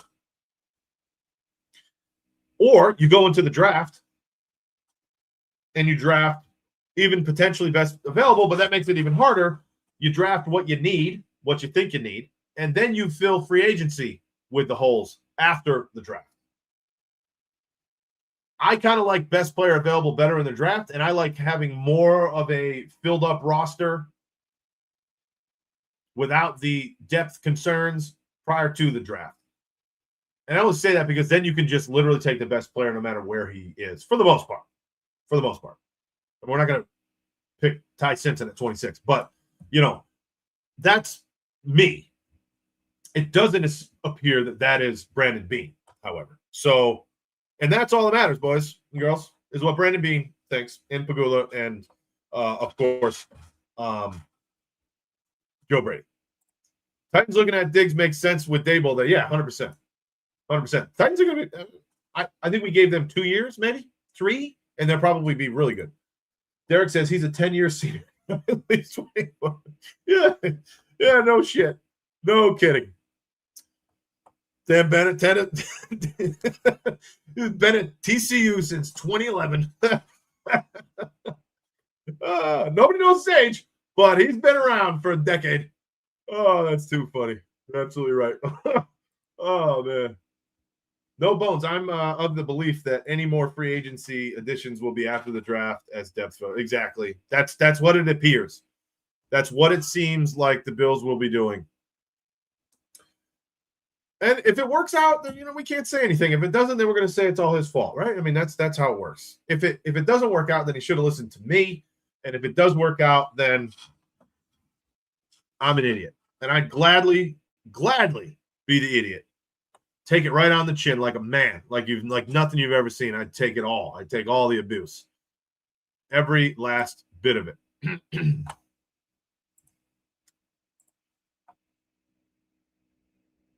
No, I don't see any more popping up here.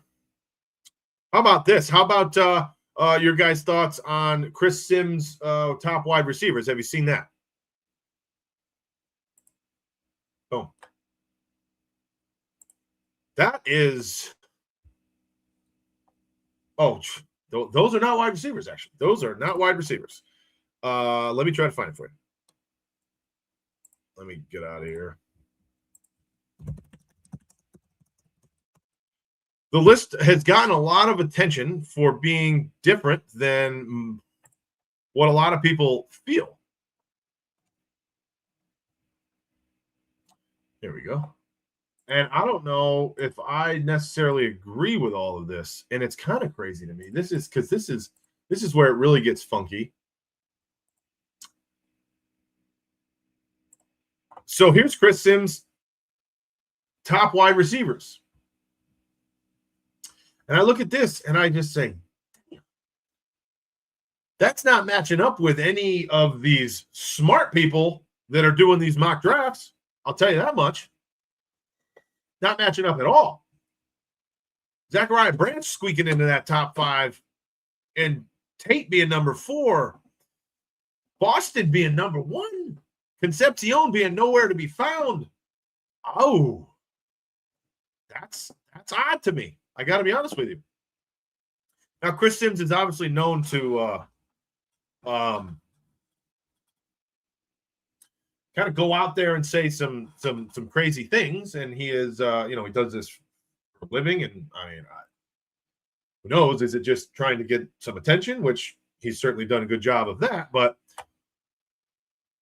I don't know. I really don't know because.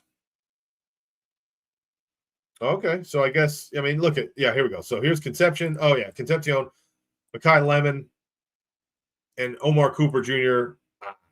I don't know. What do you guys think? Is that because I'm not putting Boston number 1. I'm putting Tate or Tyson. And is this including their injury history, like saying that they might be injured, soon? I don't know.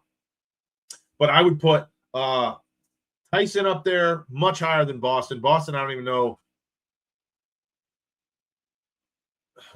Would be a top 5 for me. I really do like Brazel. I was hoping Brazel would have been possibly a second-round pick for the Bills if they were to trade back. I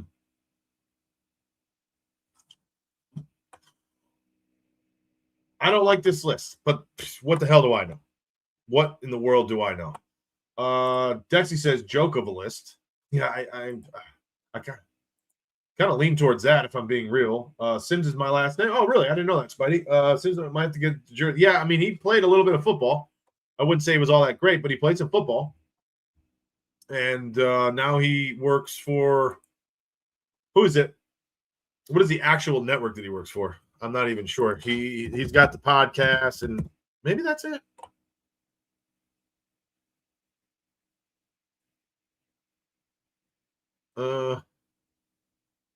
Pro Football Talk Live. Okay, yeah. Kirkinelli says Matt Harmon, who does the reception perception, has this for the top 5. Same? Or, Tyson, Mekhi Lemon, Cardinal Tate, Concepcion, Denzel, Boston. Fair enough. That, to me, looks more legitimate, in my opinion. No one is following that list come draft time. Yeah, no one's really following the list, except for all of us clowns that get on X and start saying, this guy's an idiot, like me. But the GM certainly don't give a crap what he has to say. Tyson McConnell, yep, same deal. One Tyson, that's more my speed. Lemon, Casey, Tate, Cooper, Brazel, Chris Bell, Bernard, Hurst, Branch. Yeah, okay. Went a little bit further. Brazil 6. Yeah, that's why I kind of like, I still like Brazil. Man, I like him. I like him in the mid-second if he's going to last and if we can get that draft pick if we trade back. But again, we all know my first thing is take Dylan Thieneman. Chris 761, yeah, baby. Go Bills. Go Bills, Chris. All right, folks, I think that's going to have to do it. I was really hoping I could just wait here for a few minutes, I'm going to be honest with you, and get to 300 subscribers. We're at 298, so we got a handful or so today. Can somebody that's out here, if they're not subscribed, just give me 2 more here so I can wrap this thing up and we can talk to you guys tomorrow. 500 equals a jersey for you. Your choice of a new Buffalo Bill on the roster this year that was not last year. So I'd like to get this done prior to the draft so we can get a smaller pick of the litter, so to speak. And then who knows, once we get up to higher goals of ours, we'll continue to do this. But I really just need 2 more. I mean, there's 19, 20 people here, 5 here. Follow along on TikTok as well, please. But everybody on TikTok, if you're not, please follow here and then jump over and subscribe there also. I need 2 more right now. That's it. That's all we need. There's 20 people over here at YouTube. I don't know how many people are on TikTok. I can't really tell. If everyone's subscribed, thank you. I appreciate it. But can I just get 2 more? 2 more. That's all I'm asking for. 2 more for now. That's 300. Decent number. Decent number before we get to 500. Didn't KC just have a knee procedure? Is there more to that than meets the eye? Yeah. So it was a meniscus, and we were just talking about it. I don't know when the actual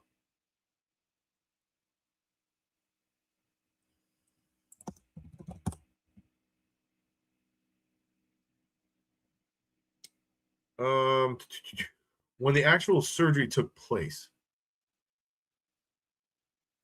All right, recent on March 16th said recently, so it might have been, yeah. So he had it scoped, so it was more so just what they call a routine happens all the time type thing. It wasn't like a complete rebuild, but I don't know exactly. This is coming from Texas A&M Threads.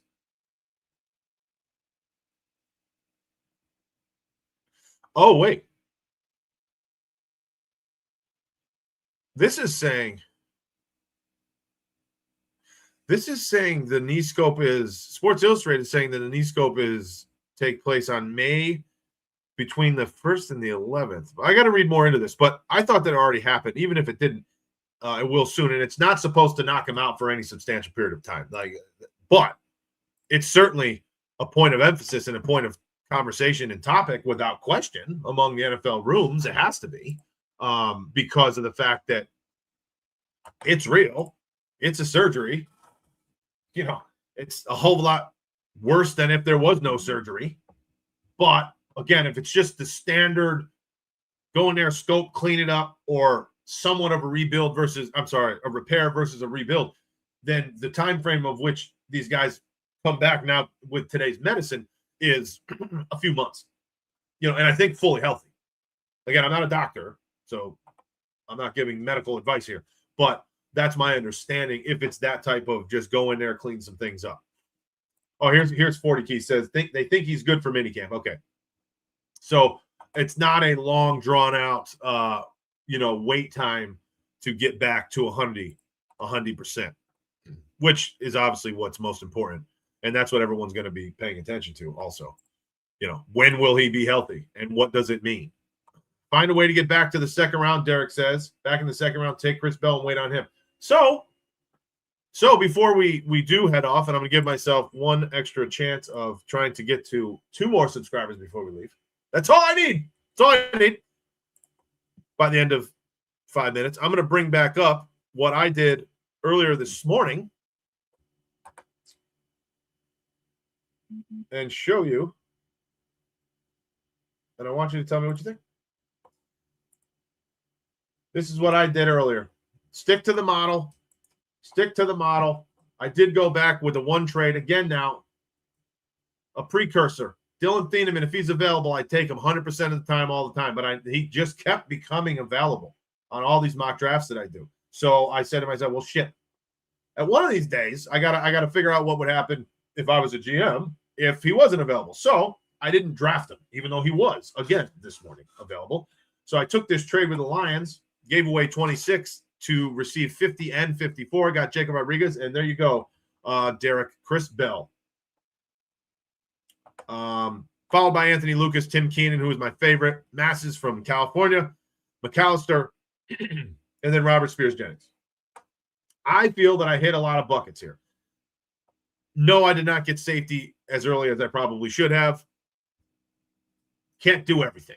I'm a fan of Rodriguez, not necessarily for that big-time run stopper that I do feel that we need, but more so of a cover guy and maybe even a depth piece in the beginning. Chris Bell I like, but Rodriguez ball skills I like as well. And then Anthony Lucas I think gives us a little additional punch for sure. That's my take. Tim Keenan, again, probably my favorite pick out of this entire draft. I like him a lot, especially when you're talking that deep in the draft. But I just wanted to show you that, Derek, because of the fact that Chris Bell was taken, baby. J-Rod is just a dude, Jonas says. I agree. I like him. I like his kind of aura and the way about him. He obviously has desire to play for Buffalo, in my opinion. Big Dog, what's up, baby? Because he has mentioned multiple times that he kind of modeled his game after the Milanos of the world. And I think Terrel Bernard. Did he not say Terrel Bernard's name as well? So he's Bills guy. He's a Buffalo dude. I think he'd fit in pretty nicely. That said, is he, going to change the world immediately? Probably not. But I think it's something that we have to address. Excuse me. Sorry about that. So, and his wife flies choppers. That I had no idea. You're literally telling me she like a pilot? Is this what you mean? I did not know that. Anyway, Derek, what do you think about that, brother? Did I make you happy with Chris Bell?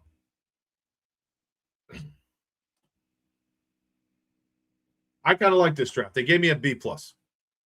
I know it's just AI and what have you, but I kind of like this draft. I was happy with it, even though I didn't get my guy, which he's there all the time. I don't know why. I really don't. I really don't know why. I don't think Dylan Thieneman lasts to 26, but please give me somebody, everybody. If you like Dylan Thieneman, before we wrap this, because I don't think I'm going to get these extra two here unless I just stay on here forever. We're going to have to do it tomorrow. Sorry. I got to get these extra 2 subscribers tomorrow. But just type in Thieneman in the chat because we need to feel the good vibes. Dylan Thieneman must not be picked up by the Minnesota Vikings at pick 18 at all. So let's type in Thieneman for the good vibes. Everybody, Thieneman, Dylan Thieneman to the Buffalo Bills not being picked up by the Minnesota Vikings. We're just going to have to will this thing into place, will this into reality. No bones about it. Instead of typing Thieneman, literally types in, I don't like safety in round 1. Okay, but you know what? No bones about it. The rules were that you type in Thieneman. Now he says, sorry. I'm just saying. You got to follow the rules, no bones. Dylan Thieneman needs to be a Buffalo Bill. We didn't get Chenal. We're not going to get Jonathan Greenard. These are the guys that we've been advocating for heavily for a month, and none of them have panned out. I at least need one Dylan Thieneman. Thank you, Jonas. See, Jonas listened to the rules. I appreciate you following the rules, Mr. Burris. Now, no bones. Type in Thieneman. Please. Please. Everybody on TikTok, type in Dylan Thieneman if we want the Buffalo Bills to get Dylan Thieneman at 26 in round 1. Dylan to the Bills. Thank you. Now, it's Dillon, but that's okay. We all know what you mean, and it's going to work out. As long as we get exactly what we just got, no bones.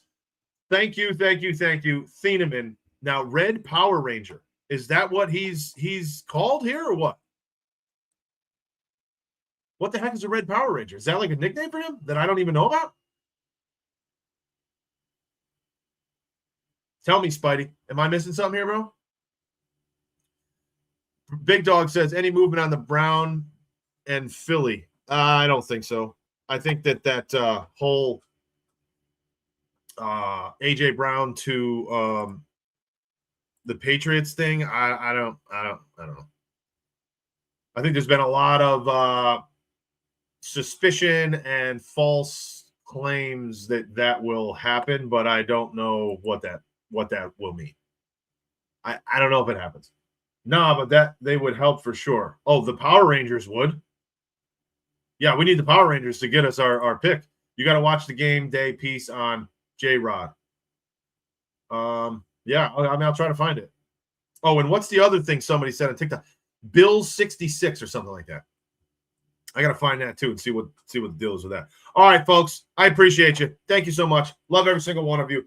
Glad to meet some new people here today. I will be talking to all of you soon. Derek and 40 Keys and Chris, I think you were newer. Appreciate everybody.